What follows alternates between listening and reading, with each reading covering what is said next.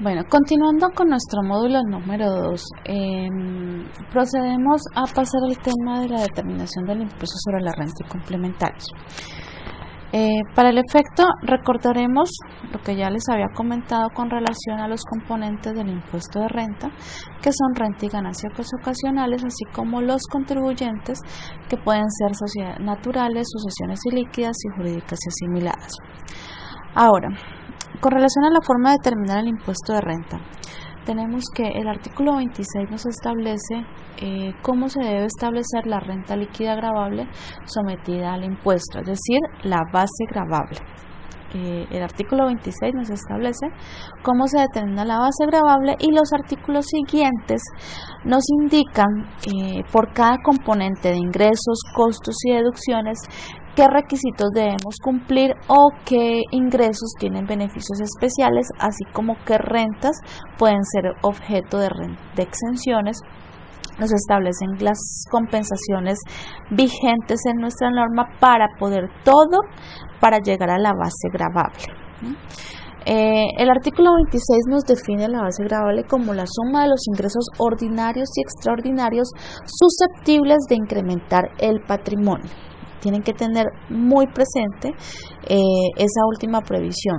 Quiere decir que cualquier otro ingreso que no sea susceptible de incrementar el patrimonio no puede constituir ingreso para efectos del impuesto de renta. A dichos ingresos les tenemos que disminuir las devoluciones y rebajas y descuentos en las ventas.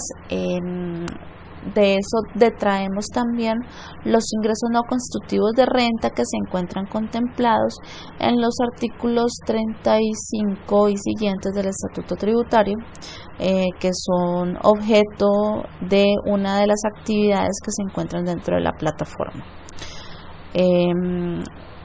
De la resta de estos tres factores obtenemos los ingresos netos. A eso tenemos que restar los costos que tengan relación de causalidad con la actividad productora de renta.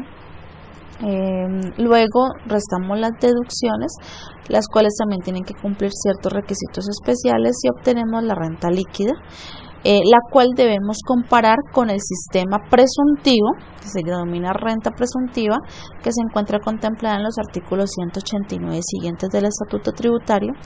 A la mayor de las dos, entre la renta líquida y la renta presuntiva, le aplicamos o le restamos las rentas exentas que se encuentran contenidas en el artículo 206 y siguientes del Estatuto, y luego le sumamos o le agregamos las rentas líquidas especiales, que tienen una regulación especial en los artículos 192 y siguientes. De la sumatoria de todas esas partidas obtenemos la renta líquida gravable, que será nuestra base gravable del impuesto de renta.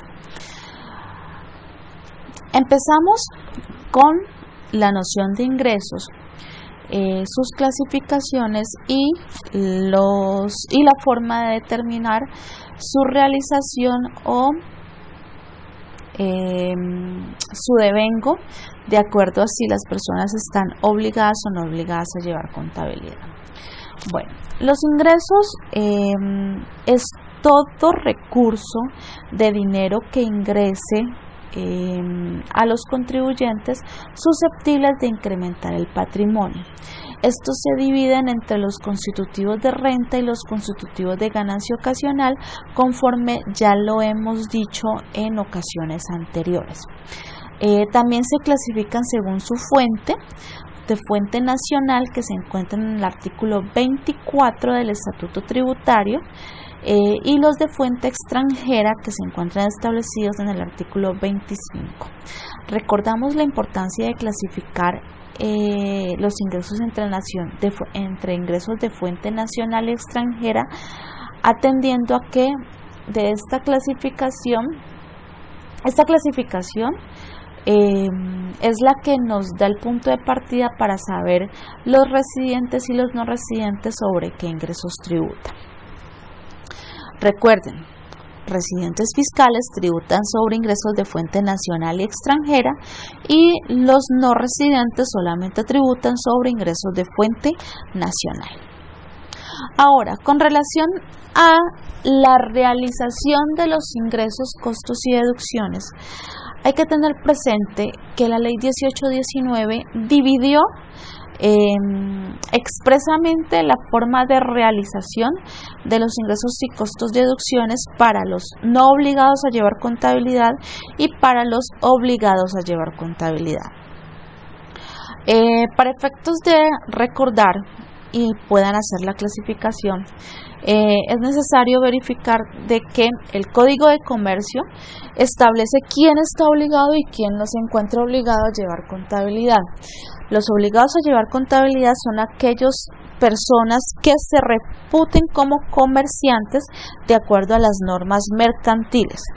Estas normas mercantiles o esta definición de comerciantes y no comerciantes prima respecto a las regulaciones que establece el Estatuto Tributario con relación a los tratamientos especiales para el régimen simplificado, que los excluye de la obligación de llevar contabilidad, pero solo para efectos de soportar sus ingresos, costos y deducciones. Pero esa situación tiene un cambio a partir de la regulación de la Ley 1819 para el impuesto de renta y complementarios. Bajo ese supuesto, bajo esa consideración, es necesario entrar a hacer otra consideración con relación al concepto de realización, ¿ya? El concepto de realización define el momento en el cual los ingresos se entienden gravados con el impuesto de renta. Entonces, uniendo esas dos situaciones, los no obligados a llevar contabilidad realizan sus ingresos conforme al concepto o a la noción de caja. Es decir, que solamente se entienden realizados en el momento en que se entienden recibidos efectivamente en dinero o en especie o lo que equivalga a un pago de acuerdo a las normas civiles. Existen unas excepciones para efectos de la realización, que son los casos de dividendos y participaciones y la enajenación de inmuebles. Para los primeros, los dividendos y participaciones solamente se van a causar cuando se abonen en cuenta en calidad de exigibles, y tratándose de establecimientos permanentes o sucursales, se entienden percibidos cuando efectivamente se transfieran las utilidades de las sucursales al exterior. Hay que tener presente que el abono en cuenta en calidad de exigibles se establece a partir del momento en el cual la Asamblea decreta los dividendos. Existe doctrina que indica de que la exigibilidad solamente se da en la fecha en que se define el pago, pero disentimos de esa posición porque para nosotros la exigibilidad se da desde el momento en que se reconoce el derecho.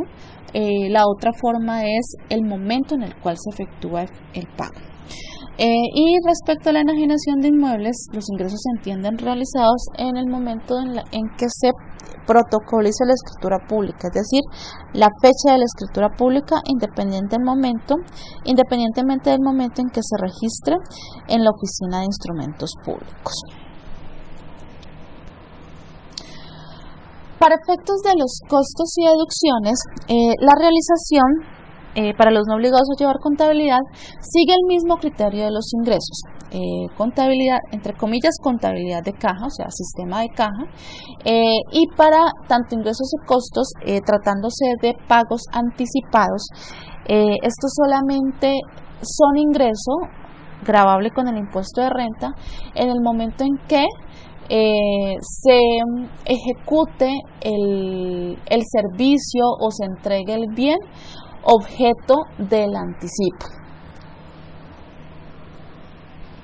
Para efectos de aplicación, yo les recomiendo en este último caso de que evalúen las formas o los ejemplos en los cuales se puede dar un pago anticipado y cuya prestación o entrega del bien es posterior a dicho pago, para poder que analicen y interioricen el concepto de pagos anticipados y el momento de su realización.